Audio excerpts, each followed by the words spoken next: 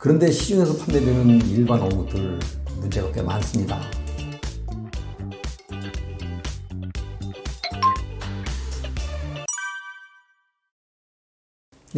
우리 몸을 은밀히 망가뜨리고 생명까지 위협할 수 있는 것. 저는 그 쇼트닝 마가린 같은 인공 경화제를 들겠습니다. 그 인공 경화제는 거의 대부분 트랜스 지방산이 들어있죠.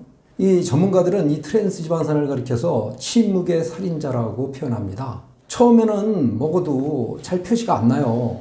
오랜 기간 지속적으로 먹으면 반드시 탈을 일으키게 되어 있습니다. 암도 일으키지만 가장 심각한 게 그 심혈관 건강을 해친다는 사실입니다. 암과 심혈관 질환이 국민 사망 원인 1위, 2위 아닙니까? 다행히 이제 요즘 들어서 인공경화에도 트랜스 지방산 함량을 대폭 낮춘 제품들이 많이 나오는데, 그래도 인공경화에는 되도록 피하시는 게 좋습니다. 왜냐하면 제2, 제3의 트랜스 지방산이 들어있을 수 있기 때문이거든요. 트랜스 형태만 아닐 뿐이지 지방산 분자 구조가 미세하게 변형이 되어 있습니다. 우리 몸에서 탈을 일으킬 수 있습니다. 이 인공경화에는 현대인들이 그 좋아하는 기호식품, 그 과자, 빵 같은 데 주로 사용되는데요. 그래서 그런 식품을 구입하실 때는 꼭 잘 보셔서 인공경화제가 아닌 자연의 국기름이 사용된 제품을 선택하시기 바랍니다. 그 천연 버터, 천연 야자유 같은 게 자연의 국기름이 되겠습니다. 햄이나 소세지 같은 그 가공육 제품에 아질산 나트륨은 거의 뭐 약방에 감초죠. 일반 시중 제품들은 다 들어갑니다. 아질산 나트륨이 가공육 업체에게는 일석삼조의 물질입니다. 첫째, 변질을 억제해줘요. 색깔을 싱싱하게 해줘요. 맛을 부드럽게 해줍니다. 이렇게 세 가지 효과를 내는 첨가물이 없습니다. 업계에서도 이 물질의 유해성에 대해서는 인정을 하면서도 계속 쓰고 있는 겁니다. 문제는 안전성인데요. 독성이 무척 강해요.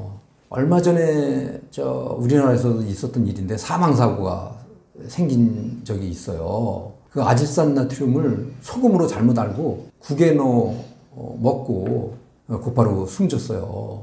이 독성이 그렇게 강하다는 것을 의미하고요. 그리고 이 아질산 나트륨은 우리 몸속에 들어가면 니트로사민이라는 물질로 변합니다. 이 니트로사민이 또 고약한 물질이에요. 인슐린 저항을 일으키고 대사증후군을 일으켜서 그 당뇨병에 이르게 하고요. 뭐 비알코올성 지방간이라든가 치매 등의 원인이라는 보고가 있습니다.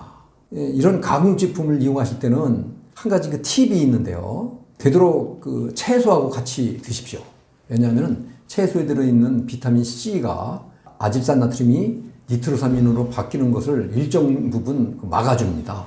물론 가장 좋은 방법은 아질산 나트륨이 들어있지 않은 제품을 선택해서 구입하시는 거겠죠. 원래 어묵도 잘만 만들면 꽤 좋은 식품입니다. 남녀노소를 불문하고 다들 좋아하시잖아요. 맛도 좋고 그리고 소화도 잘 되고 그러니까. 그런데 시중에서 판매되는 일반 어묵들 문제가 꽤 많습니다. 식품 첨가물들이 꽤 많이 들어가요, 어묵에. 저하고 한번 라벨을 한번 보실까요? 어묵 제품의 라벨. 이게 이제 시중에서 판매되고 있는 그 제품의 한 이해인데, 이제 주원료가 연육입니다, 연육. 연육은 이제 생선살을 갈아 놓은 거죠. 이게 이제 냉동 연육을 쓰는데, 이건 뭐 수입 연육입니다. 그죠? 여기에 이제 설탕, 그죠? 설탕, 뭐 솔비톨 같은 이런 그 감미 소재가 들어가고요. 이게 뭐 좋은 것들이 아니죠. 그 솔비톨도 당알코올인데 당대사 시스템을 혼선에 빠뜨릴 수 있어요. 그리고 이제 산도 조절제. 이 산도 조절제는 제품 이름은 뭔지 몰라요. 이렇게 용도명으로만 표기해놔서 이렇게 또 이것도 표시 규정에서 이렇게 이런 걸 허용하고 있어요. 근데 대개 인산염일 가능성이 굉장히 높습니다. 어묵에는 인산염이 사용되거든요. 그게 이제 이게 접착제 역할을 해요. 그래서 인산염일 가능성이 많은데 미네랄 흡수를 방해한다고 말씀드렸죠. 여기서 이제 주목해야 될 게 L글루타민산 나트륨. 이건 잘 아시죠? MSG라고 하는 인공조미료를 대표하는 물질입니다. 특히 어묵에는 이 MSG가 굉장히 많이 사용된다는 그런 세간의 중론이 있습니다. MSG뿐만이 아니에요. 조미료가 또 하나 있는데 그 옆에 있는 거. 어묵맛 시즈닝이라고 있지 않습니까? 무슨 맛 시즈닝, 무슨 맛 분말, 무슨 맛 베이스 이런 것들 표기된 게 많이 있는데요. 이게 다 조미료, 향료 같은 거 섞어놓은 혼합물이에요. 혼합물. 이렇게 혼합물로 사용할 경우에는 일정 이하로 사용할 경우 그걸 일일이 구성 내역을 공개하지 않아도 된다는 또 규정이 또 있어요. 근데 이것도 하여튼 조미료 혼합물이다 이렇게 보시면 되고요.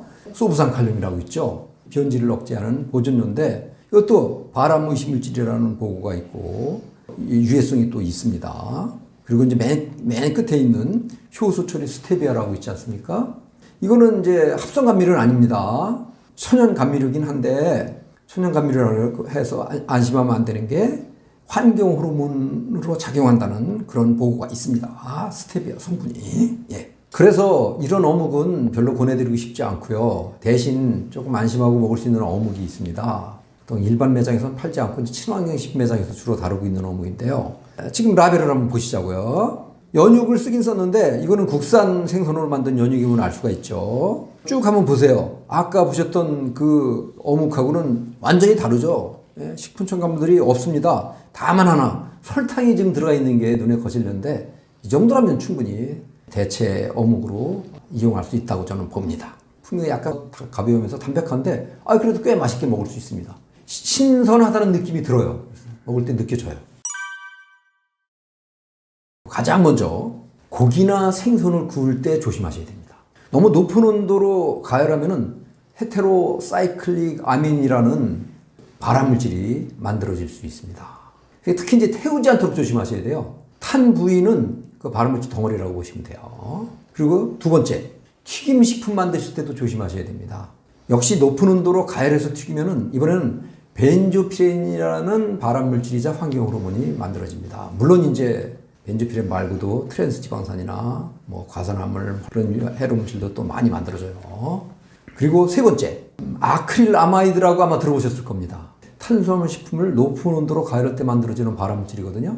특히 감자식품에서 많이 만들어집니다. 그래서 감자튀김이나 감자구이, 포테이토 칩 같은 제품 이용하실 때 이제 조심하셔야 되고요. 그리고 네 번째로 퓨란이라는 물질이 있어요. 보통 커피를 가열하면 발암물질이 만들어진다고 그러잖아요. 커피 볶을 때 태울 정도로 볶으면은 그게 사실인데 그때 만들어지는 발암물질이 바로 퓨란입니다. 식품 성분을 높은 온도로 열분해할 때 만들어지는 나쁜 물질이라고 보시면 돼요. 여기서 공통점이 하나 있죠. 높은 온도, 고온입니다. 그래서 요리하실 때는 되도록 높은 온도로 너무 올리지 마시고 중저 온도 이하, 낮은 온도에서 되도록 요리하시는 게 이런 해로물질들의 발생을 좀 막는 방법일 수 있고요. 보통 튀김이나 구이보다는 삶는 것이나 조리거나 찌거나 하는 그 요리 방법이 더 안전한 방법이라고 보시면 되겠습니다.